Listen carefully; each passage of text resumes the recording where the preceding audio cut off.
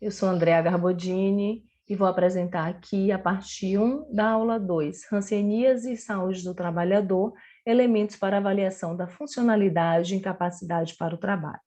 O objetivo desta aula é possibilitar um alinhamento conceitual acerca da funcionalidade e incapacidade para o trabalho, a partir da abordagem biopsicossocial proposta pela Classificação Internacional de Funcionalidade, Incapacidade e Saúde, a CIF. A funcionalidade na perspectiva da CIF abrange todas as funções e estruturas do corpo, atividades e participação, de maneira similar. Indica aspectos positivos da interação entre o indivíduo com a sua condição de saúde e os seus fatores contextuais, aqui englobando os fatores ambientais e pessoais, e valoriza a experiência de cada pessoa a partir do seu contexto de vida. Já o termo incapacidade, ele é compreendido como um fenômeno complexo, multideterminado, que resulta da interação do indivíduo com o seu contexto. A avaliação do grau de incapacidade, ela considera a limitação das pessoas na realização das atividades ou a sua restrição na participação em atividades, né, do seu contexto de vida e trabalho. O foco aqui está para o impacto da doença na vida da pessoa, com uma perspectiva que requer, né, uma abordagem interdisciplinar e integrada com a valorização dos distintos núcleos de saber na compreensão deste fenômeno. Nessa perspectiva, o grau da incapacidade, né, a avaliação desse grau de incapacidade que seja embasado somente nos aspectos da estrutura e função do corpo, como o que é proposto aqui, por exemplo, por este formulário de avaliação do grau de capacidade da hanseníase, né, com foco nas estruturas de de pele, de olhos, mãos e pés, a gente entende que ele é insuficiente, ele é necessário e importante, porém insuficiente para dar conta dos aspectos como o estigma, o preconceito, né, as atitudes e comportamentos que a gente sabe que são associados à doença hanseníase, né, e que são necessariamente os preditores de incapacidade, muito mais do que a presença de uma lesão em si.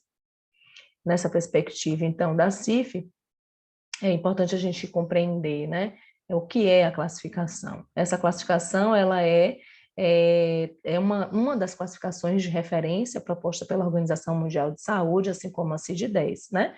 No caso da CIF, ela está baseada no modelo biopsicossocial de funcionalidade e incapacidade, que tem essa intenção de descrever a experiência das pessoas, né, que estão com algum problema que afeta o seu estado de saúde, oferece uma linguagem comum, internacional e um modelo que descreve a saúde e os estados relacionados a ela. Consiste, então, numa ferramenta para medir funcionalidade na sociedade, independente das razões que possam ter gerado uma deficiência. Esta é a figura que representa este modelo de funcionalidade proposto pela CIF, né, que entende a funcionalidade e a incapacidade como resultado dessa interação da pessoa com seu estado de saúde e os fatores contextuais, né? A partir dessa interação, a gente pode ter alterações aí no que diz respeito a limitações na realização de atividades ou a restrição na participação de atividades do contexto de vida das pessoas.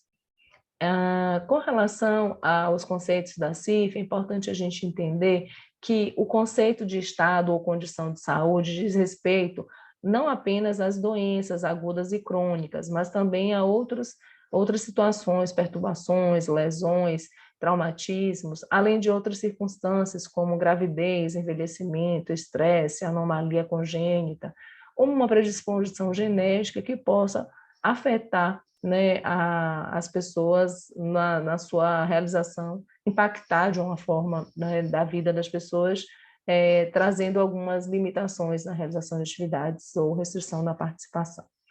No caso aqui, as condições de saúde, elas são codificadas pela CID, né, que é a outra classificação de referência proposta pela Organização Mundial de Saúde, e aí a gente tem aqui como exemplo a hanseníase, né, que tem um código específico, a depender do tipo, né, da doença, e é importante a gente se questionar, será que toda pessoa que tem esse CID, né, de A30, por exemplo, A30.4, né, de hanseníase, borderline, né, será que toda pessoa com hanseníase, ela tem né, que tem esse CID, ela tem uma sua funcionalidade comprometida, e ainda que esteja comprometida, ela está comprometida no mesmo grau, né? A importância da CIF é que ela traz para a gente essa possibilidade da gente individualizar, né, da gente entender a experiência de cada indivíduo que tem este CID. Né? A incapacidade ela está diretamente relacionada ao comprometimento neural para cada uma dessas pessoas. Quais são os fatores que possam estar determinando a incapacidade em cada indivíduo com hanseníase, né? Isso é importante a gente verificar para além da estrutura e função do corpo alterado.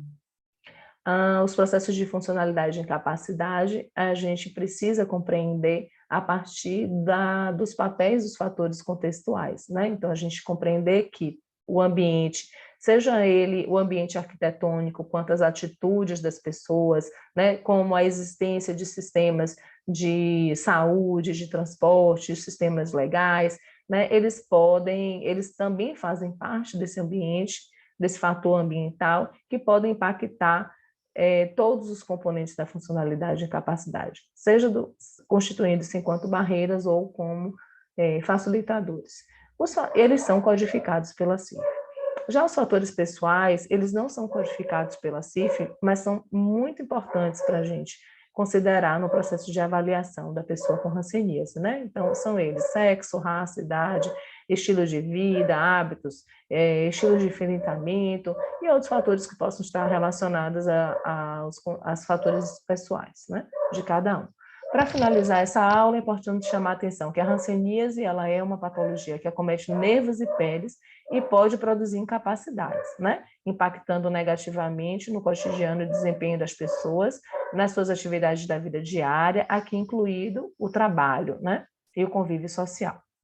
Trata-se de uma doença marcada pelo preconceito, sofrimento, abandono e alterações, né? Sejam físicas, funcionais, deformidades e problemas psicossociais que muitas vezes são os maiores preditores de incapacidade, né? Nesse caso do adoecimento por hanseníase, muito mais do que a própria alteração na estrutura do corpo, né? Ou alteração da função. O enfrentamento da hanseníase nos coloca diante da necessidade de uma abordagem, né, para além dos aspectos biológicos do adoecimento, a partir dessas exposições e justificativas que eu abordei aqui nesta aula.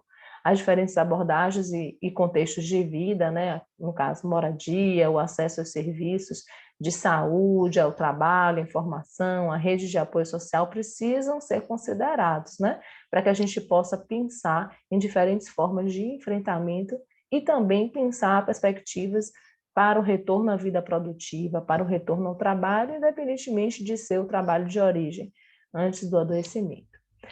Essas eram um pouco da síntese que nós preparamos para a aula de hoje, né? Agradeço pela sua atenção e até a próxima aula. Obrigada.